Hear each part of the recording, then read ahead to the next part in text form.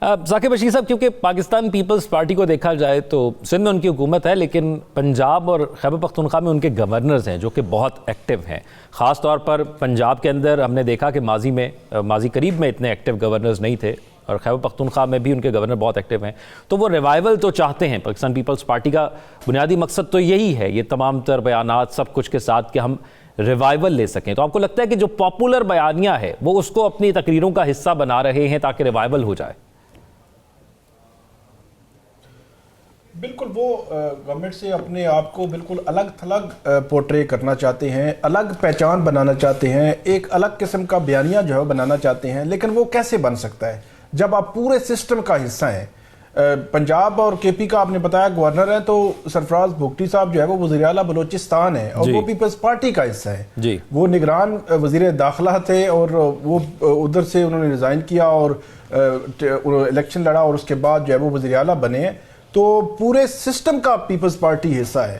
اور یہ 21 اکتوبر یہ جب 26ویں آئینی ترمیم آئی ہے، اس سے پہلے تک ہمیں اس قسم کی ویسے بیان بازی اس لیول کی نظر نہیں آئی. اس کے بعد اچانک جو ہے وہ بیان بازی جو ہے وہ شروع ہوئی ہے.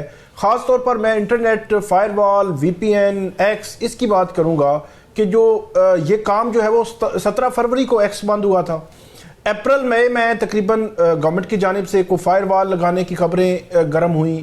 پھر آئی یہ واٹس ایپ ڈاؤن ہو گیا، انٹرنیٹ ڈاؤن ہو گیا، انٹرنیٹ سلو ہو رہا ہے. کبھی سندھ میں وہ جو کہتے ہیں سمندر میں جو ہے وہ مچھلی جو ہے وہ تار کاٹ کے چلی گئی، تو اس طرح کی باتیں. تو یہ ابھی ریسنٹلی میں نے دیکھا ہے کہ آج بھی انہوں نے بہت زیادہ اس پہ بات کی، اور تقریباً آج سے ایک ہفتہ پہلے بھی انہوں نے جب تقریر کی تھی تو انٹرنیٹ کی بندش پہ انہوں نے کہا کہ آپ نے 70% جو عوام ہے، لوگ ہے، یا جو ینگ ہے جنریشن ہے، اس کو اپنے خلاف کر لیا ہے. آپ سرمایہ کاری کیسے کر سکتے ہیں، اور بھارت اور چین کتنا آگے نکل گئے ہیں اور ڈیجیٹل ورلڈ میں، اور آپ ابھی تک جو ہے وہ انٹرنیٹ سلو کر رہے ہیں. تو یہ سارا کچھ پیپلز پارٹی اس کا حصہ تھی، اور ہر جگہ پہ ہر قسم کی لیجسلیشن پہ ان کی جتنی وہ جو گورنمنٹ ہے جو بھی انیشیٹ کرتی ہے چیزیں، اس میں پیپلز پارٹی کو آن بورڈ رکھا جاتا ہے.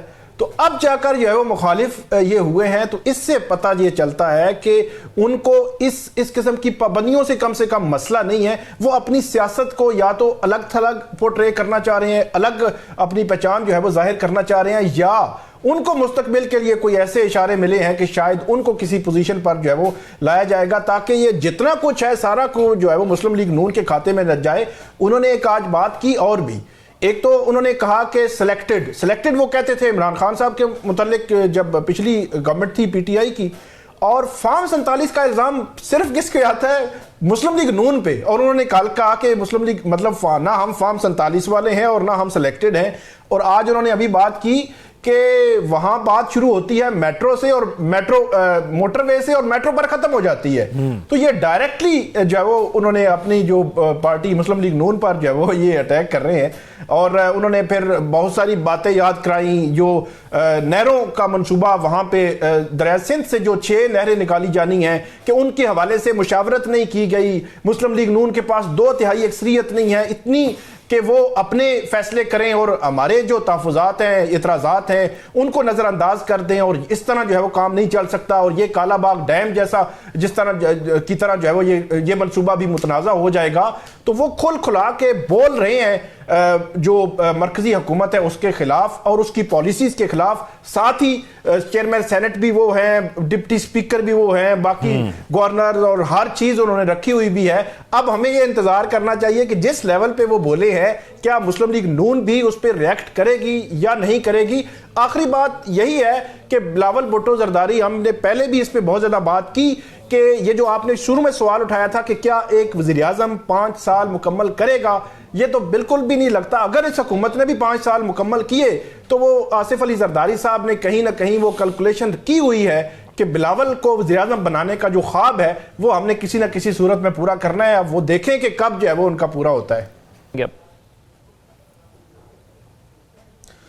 میرا خیال ہے 2021 کی جو فیصلے کی آپ نے بات کی کہ جو ٹی ٹی پی ہے اس کی ری سیٹلمنٹ یا یہاں پہ جو آباد کاری تھی واپس، جب وہاں پہ افغان طالبان کی حکومت آئی افغانستان میں، تو اس میں بھی یقینی طور پر یہ کہا جا سکتا ہے اس کا مقصد بھی یہی ہوگا اس وقت کی قیادت کا فیصلہ جو ہے وہ کس کا تھا وہ ایک الگ بحث ہے، لیکن ان کا بھی مقصد یہی ہوگا کہ مستقل طور پر پاکستان میں امن آئے، اور یہ لوگ جو افغانستان میں بیٹھے ہوئے ہیں اگر یہاں پہ آ رہے ہیں، اگر اس وقت یہ فیصلہ ہوا اور ان کو آباد کیا گیا، اس کے پیچھے مقصد تو یہی ہوگا نا. یہ مقصد تو نہیں ہو سکتا کہ اس وقت کی قیادت نے یہ طے کیا ہو کہ نہیں ہم ان کو دوبارہ لاتے ہیں، یہ دہشت گرد ہیں اور یہیں پہ دہشت گردی کرتے رہیں.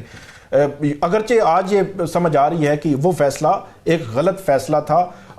جب سے افغان حکومت وہاں آئی ہے، طالبان کی حکومت آئی ہے، تب سے اب تک جو سفارتکاری کے ذریعے یا کسی نہ کسی طریقے سے ان کو یہ پیغام دیا جاتا رہا ہے کہ آپ وہاں پہ جو ٹی ٹی پی کے جو مراکز ہیں، جہاں پہ ٹی ٹی پی آپریٹ کر رہی ہے پاکستان کے خلاف، یہاں دہشت گردی کی کارروائیوں میں ملوث ہے، ان کو ثبوت بھی فراہم کیے گئے، لیکن جو طالبان حکومت ہے وہ ان کے خلاف اس قسم کی کارروائی نہیں کر رہی.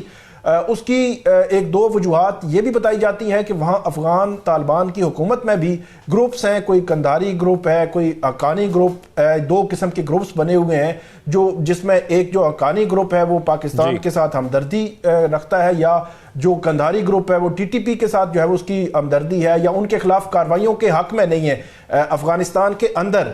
تو اب اتنا عرصہ جو ہے وہ گزر گیا ہے، پاکستان نے بارہا یہ کوشش کی ہے، اور ابھی جو فگر دیے کل D G I S P R نے، اس میں آپ دیکھیں کہ ایک طرف تو انہوں نے بتایا کہ تقریباً 925 جو ہے وہ دہشت گرد مارے گئے، 5 سال کے مقابل میں اس سال سب سے زیادہ دہشت گرد مارے گئے، اور سب سے زیادہ دہشت گرد مارے گئے، لیکن ساتھ ہی ساتھ 383 مطلب 383 جو ہمارے جوان تھے یا افسران تھے پاک آرمی کے، فوج کے، وہ بھی شہید ہوئے.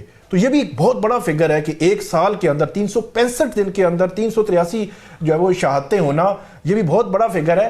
تو اس تناظر میں، اور خاص طور پر ابھی جو ریسنٹلی جو اٹیک ہوا، اس کے بعد پھر ایک لمٹ ہے پاکستان کے پاس بھی کہ انہوں نے پھر ڈائریکٹ جو کارروائیاں کی. اور دوسری جانب سفارتکاری پہ محاذ پہ بھی میرا خیال میں کوشش تو جاری ہے. وہ محمد صادق صاحب جو ہے وہ پہلے بھی وہاں پہ سرو کر چکے ہیں 2 دفعہ، 2023 میں سبکدوش ہوئے تھے، پھر اب دوبارہ ان کو وہاں پہ بھیجا گیا ہے. اور جس وقت یہ کارروائی وہاں پہ ہوئی، اٹیک کیا گیا پاکستان کی جانب سے، اس وقت بھی یہ بتایا جاتا ہے کہ وہ مذاکرات یا ان کے ساتھ ایک وفد جو ہے وہ مل رہا تھا وہاں کابل میں، اور اس کا مقصد پھر یہی ہے کہ ان کو باور کرایا جائے کہ یہ جتنی بھی کارروائیاں ہو رہی ہیں ان کو آپ روکیں، ان کے خلاف کارروائی کریں، یا آپ کی جو سرزمین پاکستان کے خلاف استعمال ہو رہی ہے اس کو جو ہے وہ روکا جائے. مقصد یہی ہے. اور یہ بالکل آخری جو D G I S P R نے بات کی کہ ایک بھی بندہ اگر پاکستان میں کسی فوجی کو یا پاکستانی شہری کی جان جو ہے پھر وہ مقدم ہوگی. ہم آپ کی جو خود مختاری مانتے ہیں، لیکن ہماری اپنے جو قوم ہے، عوام ہے، وہ مقدم ہے ہم سے.